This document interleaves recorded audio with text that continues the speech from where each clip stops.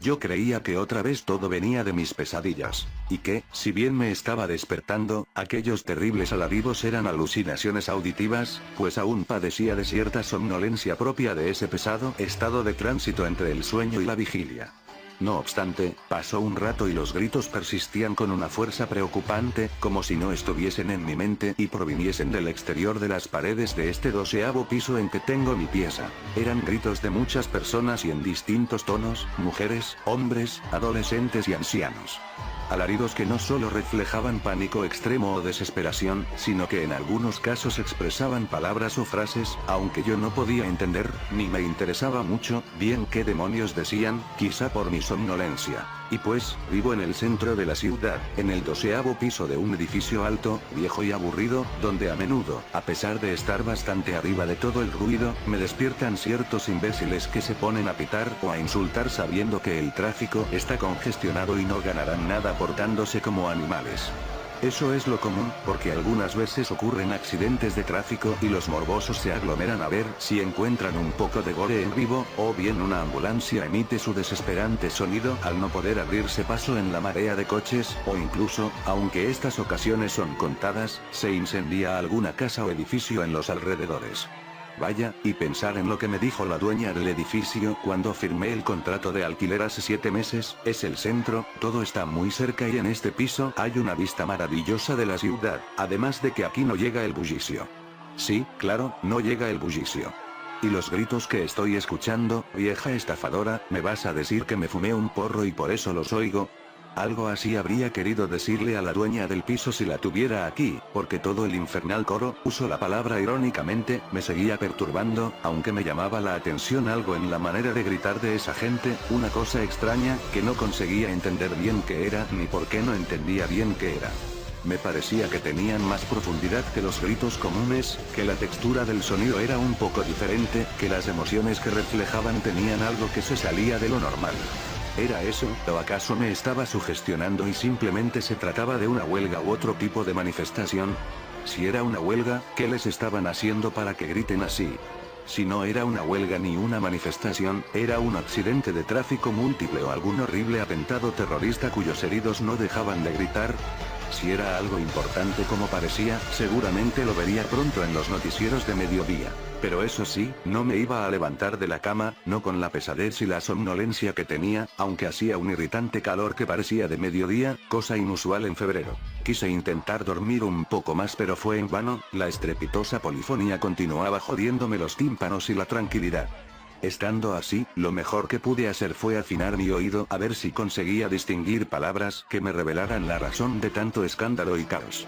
Al hacerlo, no distinguí nada pero sí que me terminé de amargar al percibir que un olor perturbador entraba por mi ventana.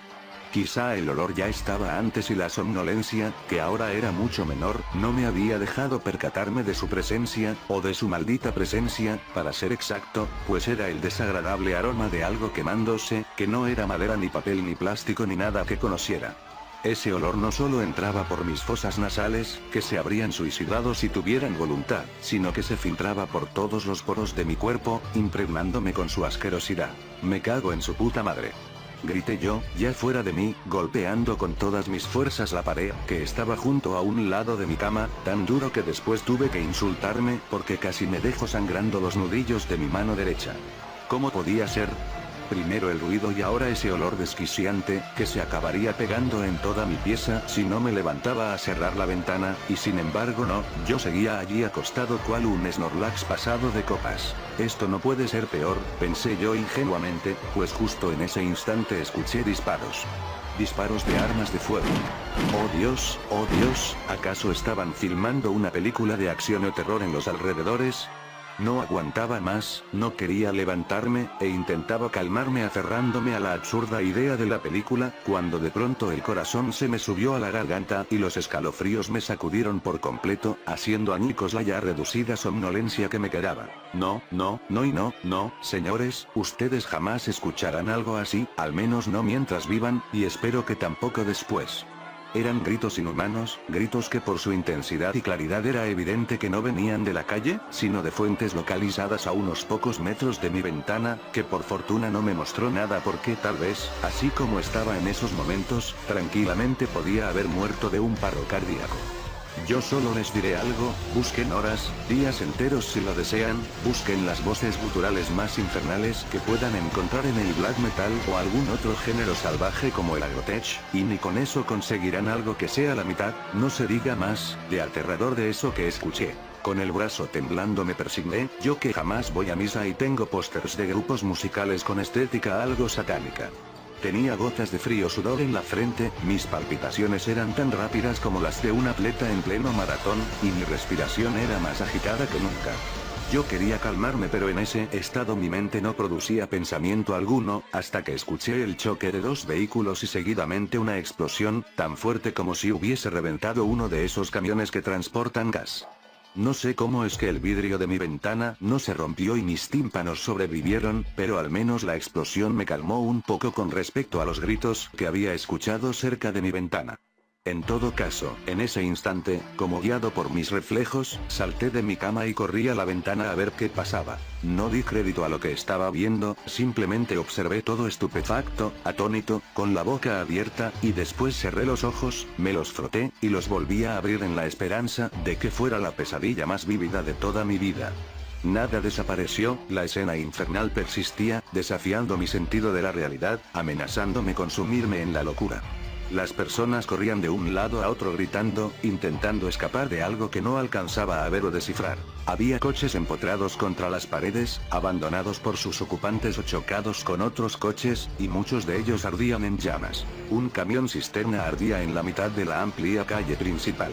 Abajo y arriba, yacían incendiadas las plantas de los balcones de mi edificio. Las explosiones continuaban proliferando por doquier, y reventaban coches, tanques de gas dentro de casas, o incluso gasolineras. Y en todas las calles, dispersas aleatoriamente, había pequeñas hogueras cuyo combustible era de una naturaleza que no pude revelar hasta que noté que algunas de esas hogueras se movían, o se arrastraban, pues en realidad eran personas calcinadas, tan quemadas que tenían el aspecto lastimero de quienes mueren en el fuego y terminan como pequeñas y huesudas momias negruzcas. ¿Cómo habrían deseado la eterna disolución esos infelices condenados, esos seres miserables cuyo ardiente ropaje no acababa de exterminarlos? Me alegra saber que ninguno de ustedes podrá imaginarse lo que cuento de una forma igual o más horrorosa de lo que fue aquello que vi y jamás podré olvidar. Era algo sobrecogedor, que me hizo derramar lágrimas de compasión y a la vez me hizo temblar de miedo. Como les decía, esas personas que se arrastraban nunca se extinguían, pero a veces el calor hacía que se les cayera un brazo, un pie o una mano, que se les fueran cayendo, convertidos en cenizas, trocitos de carne, o que se partieran en dos, profiriendo alaridos de pánico mientras sus vísceras cocidas se derramaban por el suelo. Aunque después, como pude notar, siempre venían, arrastrándose por el suelo, unas criaturas, si así puedo llamarlas, que eran como serpientes hechas de oscuridad, aunque con las cabezas, según percibí de lejos, con forma humana, y entonces esos seres envolvían a los condenados y los recomponían para que volviesen a arder, ahora ya con la piel, los cabellos y todo regenerado.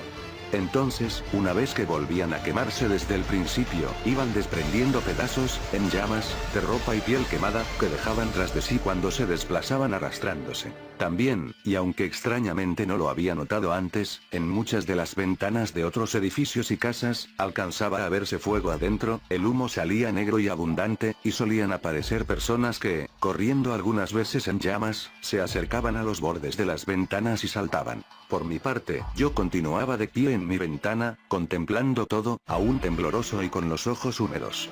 Desde luego, para aquellos momentos ya tenía claro que, el olor que percibí antes de ver todo, era el olor de la carne humana quemándose, el olor del infierno.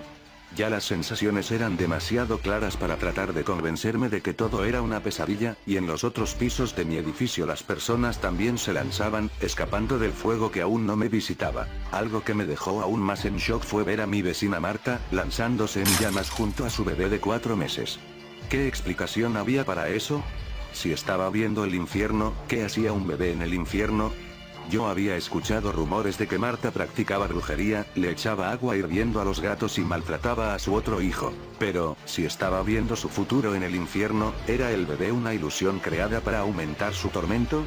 Solo eso podría tener algo de sentido, porque incluso todo lo que veía no podía ser pensado como un infierno admitido por Dios. Todo era tan absurdo, tan inconcebible, y sin embargo era. Incluso, como si no bastase, empezaron a aparecer vehículos militares, y los soldados salían, le disparaban al aire o a las personas, se mataban entre ellos, se suicidaban, echaban granadas y corrían a romperse la cara contra algún poste, o protagonizaban otras locuras por el estilo. Además, estaban lloviendo bolas de fuego, grandes bolas de fuego. Cuando alcé la vista, vi que en el cielo nublado volaban unos dragones de unos 15 metros, con la piel tan negra que las escamas de un dragón a veces mostraban tonos naranjas, pues reflejaban el fuego que escupían sobre la gente los otros dragones.